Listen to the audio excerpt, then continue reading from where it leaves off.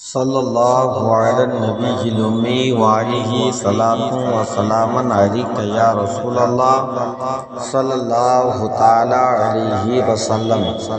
عزیز طلبہ، مشکوٰۃ شریف حدیث پاک کی کتاب کے تعلق سے ہم نے کچھ باتیں آپ لوگوں کے ہوش گزار کر دیا تھا، اور صاحب مشکوٰۃ کے تعلق سے بھی کچھ باتیں میں نے آپ لوگوں کو بتا دیا ہے۔ اب آج سے کتاب پڑھنا شروع کرتے ہیں۔ تمام طلباء سے گزارش ہے کہ آپ لوگ بغور پڑھیں، سنیں اور پھر باضابطہ طور پر 15 شعبان المعظم کے بعد جو ہم مصطفیٰ درس نظامی سینٹر چلا رہے ہیں، جو بچے بیرونی مدارس کے لیے تیاری کرتے ہیں، کچھ آف لائن کچھ آن لائن، وہ استفادہ حاصل ہم سے کرتے ہیں۔ انشاءاللہ اس بار بھی ہم اس چیز کو جاری کریں گے۔ خیر، آج سے مشکوٰۃ شریف کے درس کو دینا شروع کرتے ہیں مکمل طور سے۔ اعوذ باللہ من الشیطان الرجیم، بسم اللہ الرحمن الرحیم۔ الحمد للہ نحمدہ ونستعینہ ونستغفرہ۔ تمام تعریفیں اللہ ہی کو زیبا ہیں، ہم اسی کی تعریف کرتے ہیں، اسی سے مدد طلب کرتے ہیں، ونستغفرہ، اور اسی سے بخشش کے خواہشگر ہیں، اسی سے بخشش کے خواہشگر ہیں۔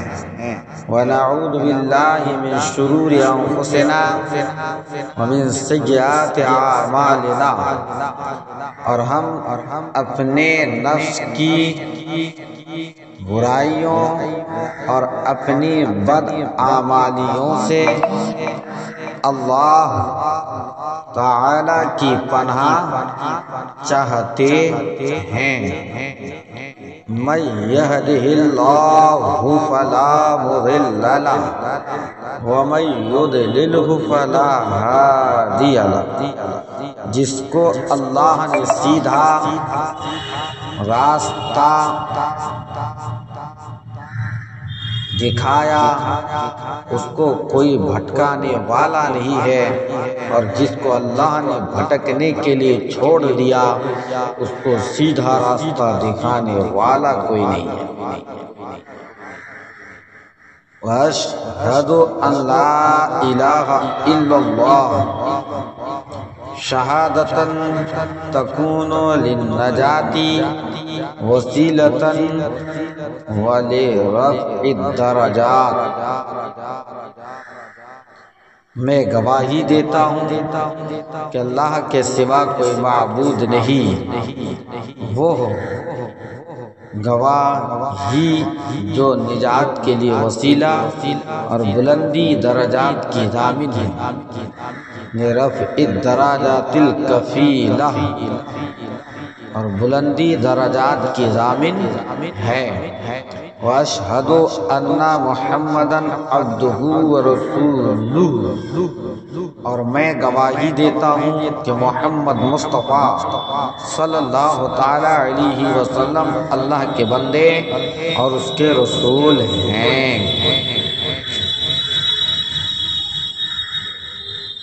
الذی بعثہ وطرق الایمان، جس کو اللہ تعالیٰ نے اس وقت اپنا رسول بنا کر بھیجا جب ایمان کی راہوں کے نشان مٹ چکے تھے۔ قد عفت آثارها، وخبت انوارها، جب ایمان کی راہوں کے نشان مٹ چکے تھے ان کی روشنیاں بجھ چکی تھی۔ وخبت انوارها، ان کی روشنیاں بجھ چکی تھی۔ ووہنت ارکانها وجہل مکانها، اس کے آثار ہلکے پڑ گئے تھے اور اس کی بتائی ہوئی منزل نظروں سے اوجھل ہو گئی تھی۔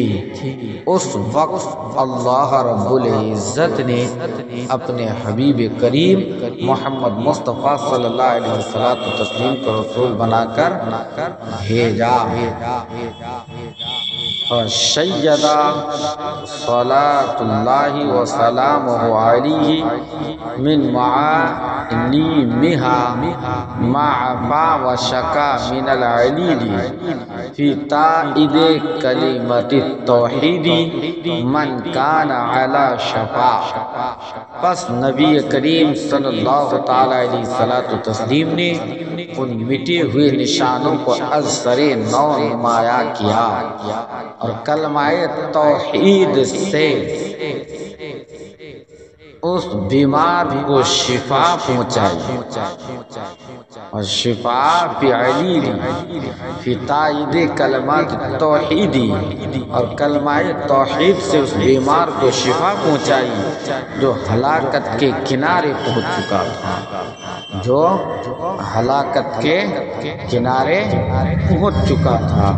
فاوضح سبل الہدایت، اور حضرت صلی اللہ تعالی علیہ وسلم نے اس شخص کے لیے ہدایت کے راستہ کو روشن کیا، ہدایت کے راستہ کو روشن کیا۔ لمن اراد ان یسلکها واظہر کنوز السعی، جو اس پر چلنے کا ارادہ کرے اور اس شخص کے واسطے نیک بختی کے خزانے ظاہر کیے۔ لمن قصد ان یملکها، جو ان کا مالک ہونے کا قصد کرے، جو ان کا مالک ہونے کا ارادہ کرے۔ اما بعد فإن التمسك بهديه لا يستتب إلا بالاقتفاء لما صدر من مشکاته والاعتصام بحبل الله لا يتم إلا ببيان كشفه۔ بعد ازاں جاننا چاہیے کہ نبی کریم صلی اللہ تعالی علیہ وسلم کے اس وحی کو اختیار کرنا اسی وقت معتبر ہو سکتا ہے کہ اس چیز پر کامل اعتماد کیا جائے، مکمل طور پر اعتماد کیا جائے، جو آپ صلی اللہ علیہ وسلم کے سینہ مبارک سے ظاہر ہوئی تھی۔ لمن صدر من مشکاتہ، جو آپ صلی اللہ تعالی وسلم کے سینہ مبارک سے ظاہر ہوئی تھی، یعنی آپ صلی اللہ علیہ وسلم کے ارشادات و احکام، والاعتصام بحبل اللہ، اور اللہ کی رسی کو تھامنا جب ہی ممکن ہو سکتا ہے کہ لا یتم الا ببیان کشفہ، کہ اس کی تشریح و توضیح ہو، کہ اس کی تشریح اور اس کی کیا ہو، توضیح ہو، تبھی اللہ کی رسی کو مکمل طور پہ انسان تھام سکتا ہے۔ وَكَانَ كِتَابُ الْمَصَابِيحِ الَّذِي صَنَّفَهُ الْإِمَامُ مُحِيِّ السُّنَّةِ جامع البدعہ ابو محمد الحسین بن مسعود الفراء البغوی امام محی السنہ یعنی سنت کو زندہ کرنے والے، قامع البدعہ بدعت کو دور کرنے والے، ابو محمد حسین الفرہ بغوی، اللہ تعالیٰ ان کے درجات کو بلند کرے۔ رفع اللہ درجات تو اللہ تعالیٰ ان کے درجات کو بلند کرے۔ اجمع کتاب صنف فی بابہ، اور ان پر اپنی کامل رحمت کرے جو کتاب مصاحب طالب فرمائی تھی۔ وَأَضْبَطَ لِشَوَارِدِهِ الْأَحَادِيثِ وَأَوَابِدِهَا، اور ان پر اپنی کامل رحمت کرے جو کتاب مصاحب طالب فرمائی، جس نے کتاب مصاحب طالب فرمائی تھی، وہ اپنے فن یعنی حدیث کے جامع اور منتشر و متفرق احادیث کو منضبط کرنے والی کتاب تھی، منضبط کرنے والی وہ کتاب تھی۔ وَلَمَّا سَلَكَ رضی اللہ عنہ طریق الاختصار وحذف الاسانید تکلم فیہ، اور جب مصنف امام بغوی نے اپنی کتاب، اپنی اس تصنیف میں اختصار کے طریقہ کو اختیار کیا کہ احادیث کے متون پر ہی اتفاق کیا اور اسناد کو حذف کیا، تو اس کتاب کی کچھ احادیث پر بعد محدثین نے و ناقدین نے طعن کیا۔ کیا کیا؟ طعن کیا۔ آج کا سبق یہیں تک۔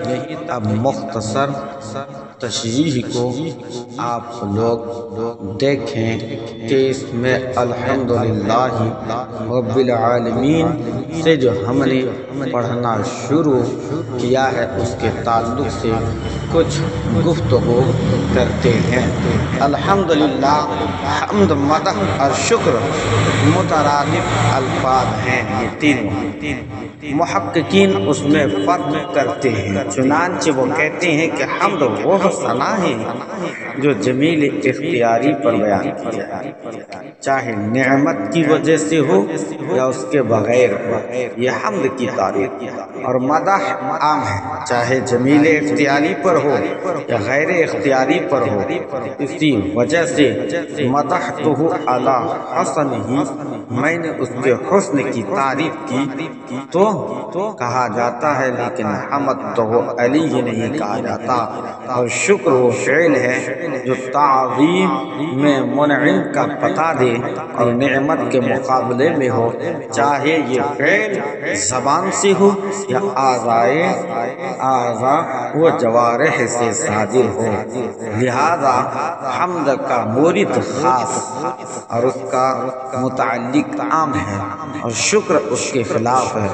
شکر کی حقیقت وہ ہے جو جنید علیہ رحمۃ اللہ سے منقول ہے کہ شکریہ ہے کہ بندہ ان تمام نعمتوں کو جو اللہ نے ان پر کی ہے اس مقصد میں خرچ کرے جس کے لیے وہ پیدا کیے۔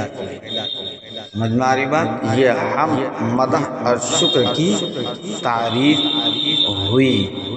اب دیکھیں، میں آپ کو تھوڑا سا اور بتا دوں کہ اس کے بارے میں نعوذ باللہ کے تعلق سے مختصر میں کہ ہم نے پڑھا وَنَعُوذُ بِاللَّهِ مِن شُرُورِ أَنفُسِنَا وَمِن سَيِّئَاتِ أَعْمَالِنَا، اور ہم اپنی نفس کی برائیوں اور اپنی بدعمالیوں سے اللہ تعالیٰ کی پناہ چاہتے ہیں، یعنی ہم اپنے نفس کے ان تمام برائیوں کے ظہور سے اس کی مدد و حفاظت کا سہارا اور پناہ لیتے ہیں جو نفوس کی جبلت میں رکھی گئی ہیں۔ کہا گیا کہ وہ حمد بھی اسی قبیل یعنی نفس کی برائیوں میں سے جو ریا اور دکھلاوے کے ساتھ ہو، اور اسی طرح وہ حمد بھی اسی قبیل سے ہے جو طاقت و قوت کی اس بات کے ساتھ ہو، اور ہم ظاہری بدعملیوں کے ارتکاب سے بھی اللہ تعالیٰ کی پناہ چاہتے ہیں۔ جو ہماری نفس کی برائیوں سے پیدا ہوتی ہے۔ اس میں اس بات کا اعتراف ہے کہ باطن و ظاہر عیوب اور گناہوں سے بھرے ہوئے ہیں۔ اسی وجہ سے کہا گیا تیرا وجود ایسا گناہ ہے جس پر کسی گناہ کو قیاس نہیں کیا جا سکتا۔ کہا گیا کہ وہ تصنیف میں اسی قبیل سے ہے جو بغیر اخلاص اور عدمی رویت توفیق کے کی گئی ہو۔ اگر اللہ تعالیٰ کی توفیق کے ساتھ ساتھ اس کی جانب سے حفاظت عطا نہ ہو تو کوئی بھی اس کے راستے پر ثابت قدم نہیں رہ سکتا۔ اللہ تعالیٰ نہ ہوتا تو ہمیں نہ ہدایت ملتی، نہ ہم صدقہ کر سکتے اور نہ ہم نماز پڑھ سکتے تھے۔ عزیز طلبہ، یہیں سے اس مختصر سی گفتگو کو سمیٹتے ہیں، پھر انشاءاللہ آنے والے سبق کو اس سے آگے ہم آپ کو پڑھائیں گے۔ وصلی اللہ تعالی علی خیر خلقہ محمد وآلہ وبارک وسلم وصلاۃ وسلاما علیک یا رسول اللہ صلی اللہ تعالی علیہ وسلم۔